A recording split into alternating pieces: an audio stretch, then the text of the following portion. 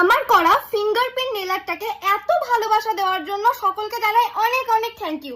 আমার তো মনে হয় যে ওয়েস্ট বেঙ্গলের মধ্যে আমি প্রথম ফিঙ্গারপ্রিন্ট নেল আর্টটা করলাম, কারণ এর আগে আমি কারোর দেখিনি করা।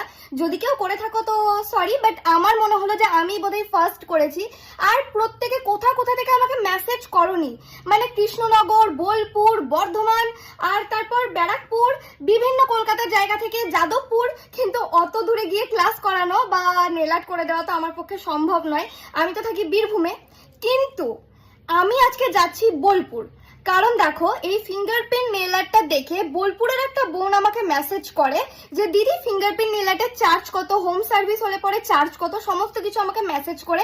আমি তাকে ডিটেলস জানাই, তারপর সে আমাকে বলে বেশ ঠিক আছে। তারপর আমাকে তার বেস্ট ফ্রেন্ড মেসেজ করে যে দিদি এই হচ্ছে আমার বেস্ট ফ্রেন্ড, ও তোমার খুব নাম করছিল, ওর ফিঙ্গারপ্রিন্ট নেল আর্টটা খুব পছন্দ হয়েছে, আমি চাই তাকে সারপ্রাইজ দিতে। তাকে আমি কিচ্ছু জানাবো না, তুমি গিয়ে তাকে সারপ্রাইজ দেবে, একদম মানে সারপ্রাইজ থাকবে ব্যাপারটা। তো আজকে আমি যাচ্ছি সেই বোনটাকে সারপ্রাইজ দিতে। এইরকম বেস্ট ফ্রেন্ড কোথায় পাওয়া যায় বলো?